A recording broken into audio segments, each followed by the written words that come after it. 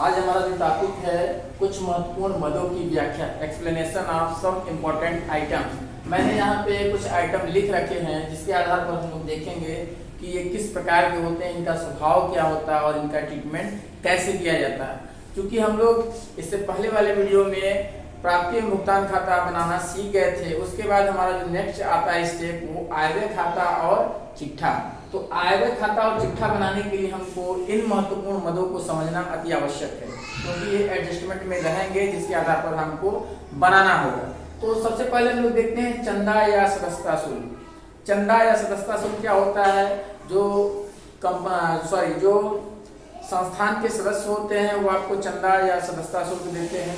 तो ये आपका क्या होता है, एक प्रकार का आय होता है और ये आयगत आय माना जाता है। इसलिए इसको हम आयव्यय खाता के क्रेडिट साइड में रखते हैं। और यदि चंदा या सदस्यता शुल्क की राशि जो है हैवी राशि हो जाए, यानी भारी राशि हो जाए और समायोजनाओं में हम कहते हैं कि यह जो है पूंजीगत प्रकृति माना जाए या इसको पूंजीकृत किया जाए, तो हम इसको आयव्यय खाते में न लिख करके आर्थिक चिट्ठे के दायित्व साइड में पूंजी कोष में जोड़ देंगे। ठीक है, तो ये हमारा फर्स्ट ट्रीटमेंट हो गया चंदा, ये सब्सक्रिप्शन हो गया। सेकंड है दान। अब दान देखते हैं, दान क्या होता है? बहुत सारी संस्थाएं या व्यक्ति होते हैं जो हमारी संस्था को, जो गैर लाभकारी संस्था है उसको दान देते हैं। तो ये दान जो होता है, विशेष दान और सामान्य दान दो प्रकार का होता है। जो विशेष दान होता है ये पूंजीगत प्राप्ति होता है और जो सामान्य दान होता है वो आयगत प्राप्ति होता है। तो जो पूंजीगत प्राप्ति है उसको हम बैलेंस शीट के लायबिलिटी साइड में पूंजी कोष में जोड़ देंगे, और जो सामान्य दान है इसको हम लाभ हानि जो हमारे मुंह से निकल जा रहा है, क्योंकि हमारी आदत बनी हुई है, तो हम इसको लाभ हानि नहीं आयव्यय खाता करते हैं। तो इसको हम आयव्यय खाता के क्रेडिट साइड में रख लेंगे। ठीक है, तो ये हो जाएगा हमारा सामान्य दान। तो दान आप लोग समझ चुके होंगे, विशेष दान और सामान्य दान।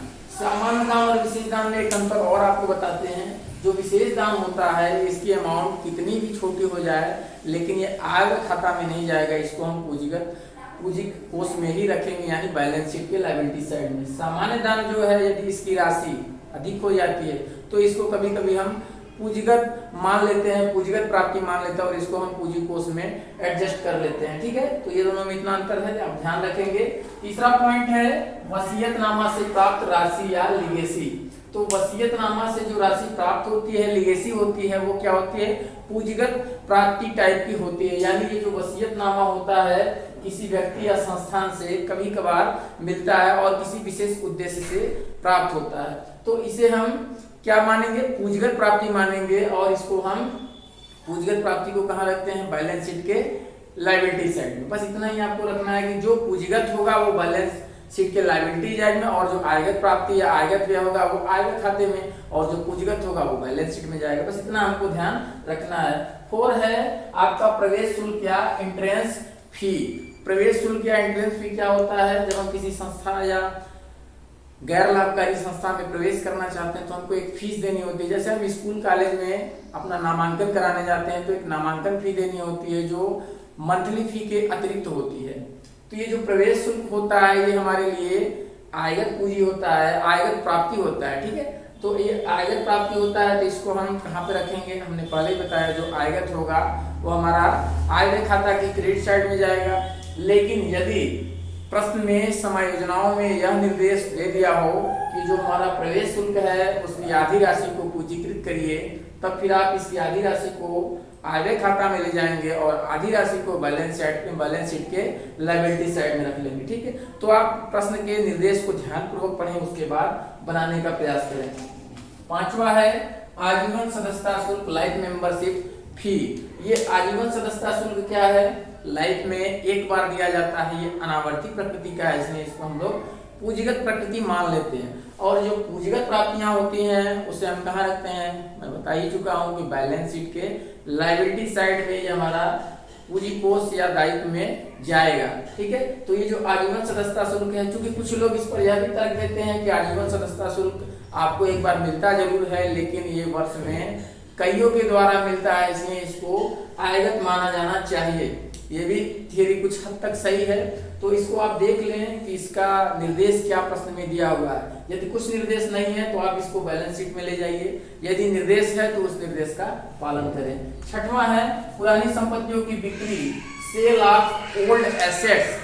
जो पुरानी संपत्ति होती है उसकी बिक्री, यानी हमारी जो पुरानी संपत्ति यूज करते करते खराब हो जाती है उसको बेचना होता है। तो ये हमारे लिए क्या है, चूंकि संपत्तियां हमारी पूंजीगत प्रकृति की होती हैं तो उनके बेचने से जो राशि प्राप्त होती है वो पूंजीगत प्राप्ति होती है। तो इसको हम लोग बैलेंस शीट में ले जाएंगे, ठीक है। लेकिन यदि किसी संपत्ति को बेचने से उसका पुस्तकीय मूल्य, मान लीजिए किसी संपत्ति का पुस्तकीय मूल्य 1000 है और उसको हमने 900 रुपए में बेचा, तो 100 रुपए का जो हमको हानि हो गया, इस हानि को हम आय व्यय खाता में ले जाएंगे, ठीक है। ये 100 रुपए केवल, बाकी 900 रुपए आपका बैलेंस शीट से वो क्लोज हो जाएगा संपत्ति का खाता।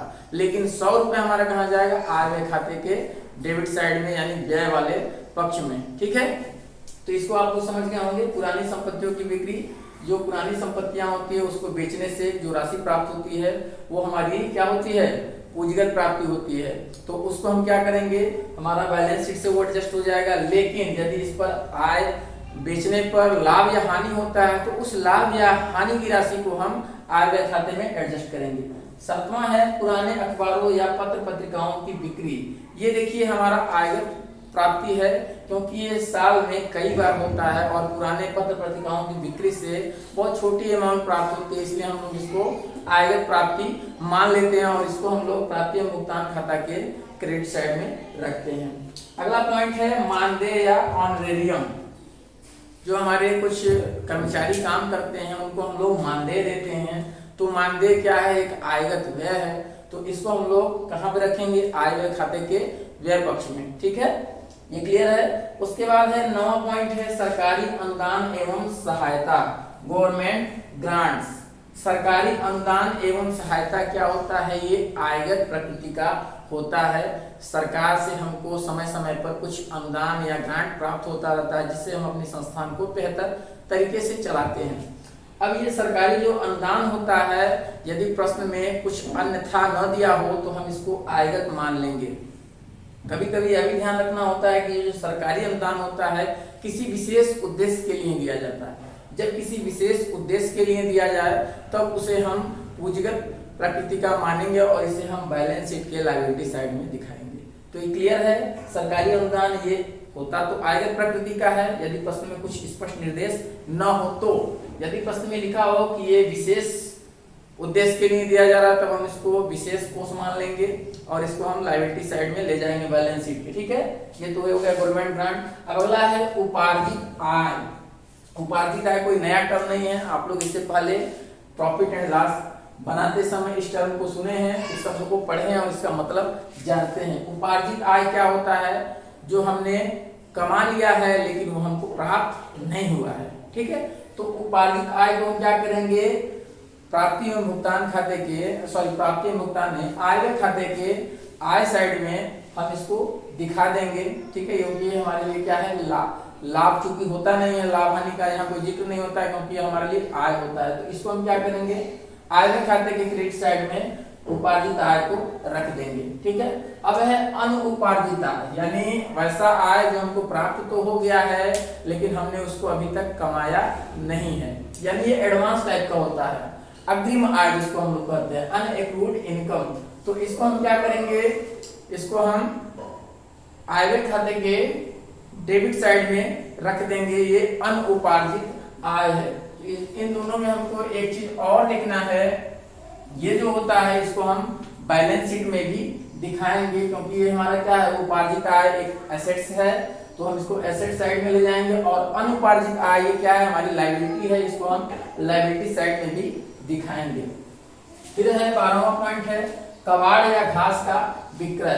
तो ये जो कबाड़ या घास का विक्रय है ये भी बहुत छोटी अमाउंट होती है, इसलिए हम इसको आयव्यय प्रकृति मान लेते हैं और इसको प्राप्ति नहीं, आयव्यय खाते के क्रेडिट साइड में आय वाले साइड में रख लेते हैं कबाड़ या घास का विक्रय।